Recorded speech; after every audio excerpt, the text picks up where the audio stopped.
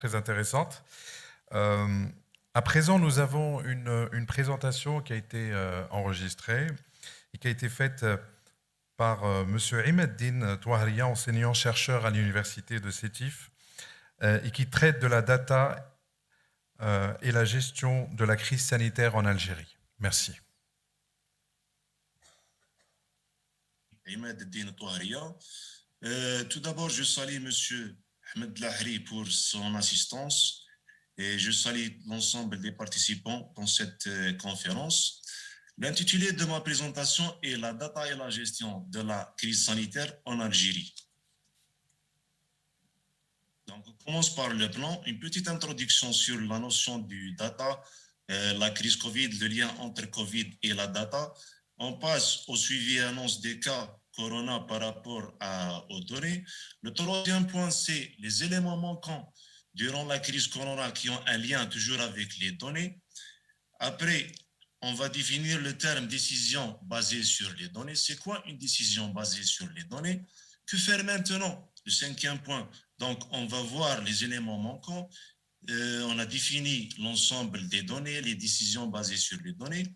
Qu'est-ce qu'on peut faire pour régler toutes ces lacunes ou tous ces problèmes? Et on termine par une conclusion. Alors, Covid a affecté plusieurs secteurs. Donc, la santé, bien sûr, la vie sociale, caractérisée par les gestes barrières, l'utilisation des nouveaux ou des réseaux sociaux ou des logiciels de présentation à distance, les services de transport, les services sanitaires, les services économiques, toujours il y a du nouveau, par exemple. Et aussi, le régime alimentaire a été affecté par la crise du corona. L'économie a baissé aussi, donc une grande dégradation sur l'économie nationale, non seulement algérienne, mais internationale. Et aussi, Corona a affecté les données qui est le terme de cette, ou le terme qu'on va présenter dans cette présentation. Alors, les données sont devenues un moyen important pour étudier Corona et aussi une aide à la prise de décision. Vous avez constaté que chaque jour, le ministère de la Santé a essayé d'annoncer les chiffres. Donc, tout le monde, les Algériens, essayent de suivre l'évolution de cette pandémie. Ils essaient de voir les chiffres, les nouveaux cas, les cas décédés, les guérissons. Donc, la donnée est devenue un élément très important. La façon de collecter les données affecte le reste du processus de leur utilisation. Si on arrive à bien collecter les données, donc on aura des résultats justes par rapport à la crise du corona. Plusieurs modèles ont été proposés pour suivre l'évolution du corona. On parle là sur des modèles mathématiques, des modèles statistiques.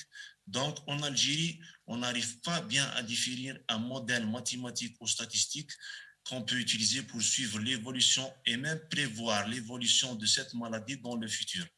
Alors, toujours en Algérie, le rapport Corona Data, en anglais on dit data c'est données, le rapport Corona Data n'est pas clair ou tout simplement absent. On n'arrive pas à définir ce lien. Pour pouvoir étudier et voir l'évolution du corona, on doit suivre les données. Donc, les données, c'est l'élément de base pour pouvoir étudier cela. Un élément pour les médecins, pour les statistiques, les statisticiens, pour les mathématiciens, pour les informaticiens. Donc, ce rapport corona data n'est pas encore clair. Alors, suivi et annonce des cas.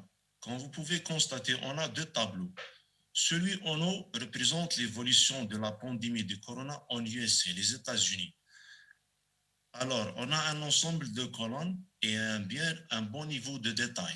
Comme vous pouvez constater, par exemple, la date d'infection, la date de fin de l'infection, state, c'est province, c'est la wilaya en Algérie.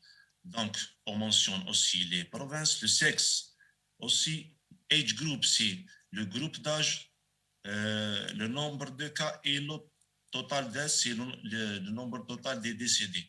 Donc, on a un bon niveau de détails sur cela. Aussi, en bas, la Corée du Sud, un autre exemple. Vous pouvez constater le niveau de détail qu'on a sur les données. Le sexe, les cas isolated, c'est les cas isolés, les cas décédés et des Totals, ça veut dire un calcul, ici on entre dans un calcul mathématique ou statistique. Donc, dans ces deux tableaux, on a un bon niveau de détail. Et ce n'est pas l'ensemble des tableaux. J'ai juste pris un petit échantillon pour pouvoir voir l'évolution ou l'utilisation de ces modèles mathématiques pour suivre l'évolution du corona. Alors, un terme très important qui est la décision basée sur les données. Pourquoi on utilise les données? Pourquoi on les rassemble? Pourquoi on les affiche? Pourquoi on les exploite? Donc, on va voir ici, cela ici. Les données ne sont pas un luxe ou un moyen ou un citoyen de deuxième classe dans l'étude scientifique rigoureuse. Donc, quand on dit données, on dit décision.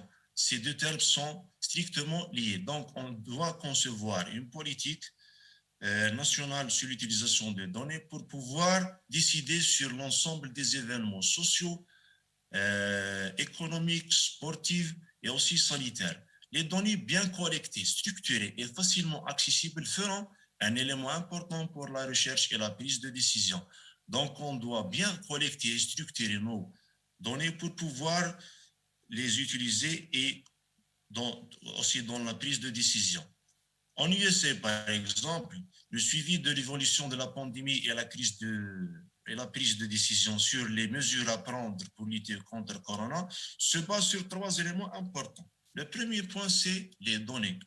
Le deuxième, c'est des modèles mathématiques. Et bien sûr, le troisième point, c'est les conseils de médecins. Si vous avez suivi, par exemple, sur les chaînes américaines, après l'apparition du corona, le ministère de la Santé américain utilisait toujours les données et des modèles mathématiques pour étudier l'évolution du corona et prévoir un possible développement de cette pandémie. Donc, c'est très important. Le schéma en bas de ce diapo, il contient 4 étapes pour pouvoir décider en utilisant les données. Le premier point, c'est définir les objectifs. Par exemple, sur la crise du corona, notre objectif est de suivre et prévoir l'évolution du corona. Le deuxième point, c'est la collecte des données. Bien collecter nos données. Il faut bien collecter les données en utilisant des modèles bien définis.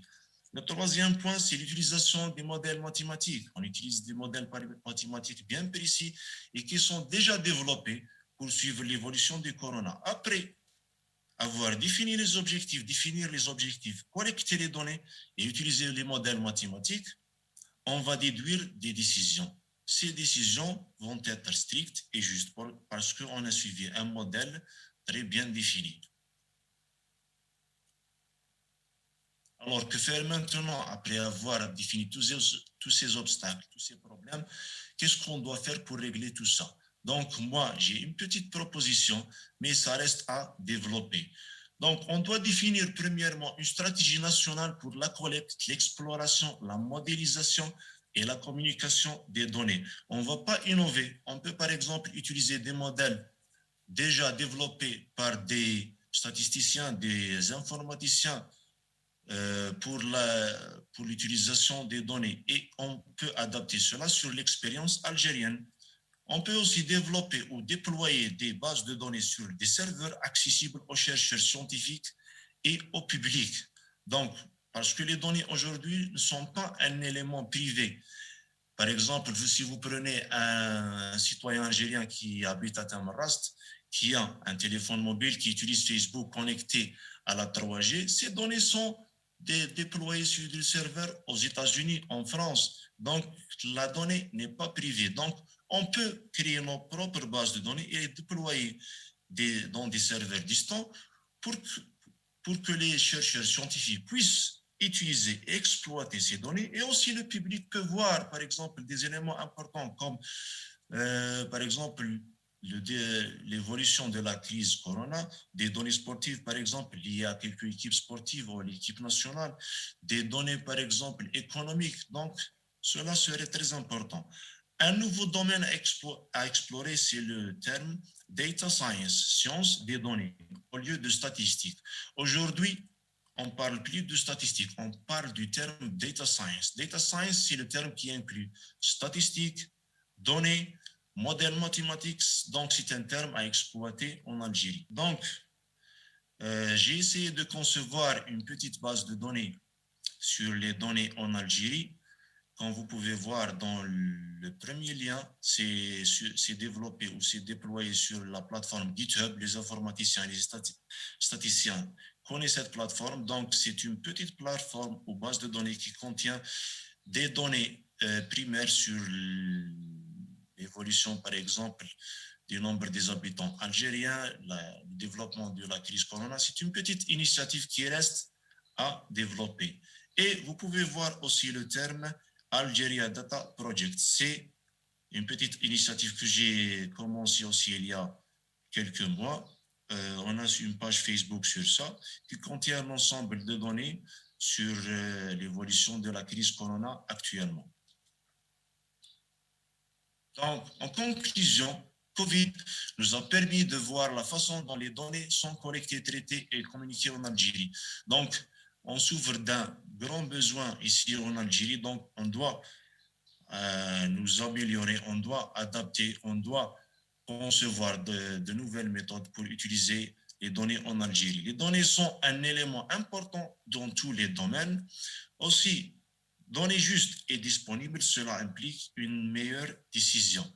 Donc, si on a une donnée juste et disponible, les responsables algériens vont pouvoir faire ou prendre des meilleures décisions.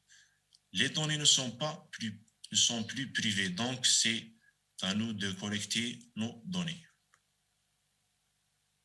Merci pour votre écoute et Inch'Allah, ça sera une petite initiative pour des choses dans le futur, Inch'Allah. Merci. Merci, c'était la communication de M. Imeddine Touahria, un professeur enseignant-chercheur à l'université de Sétif,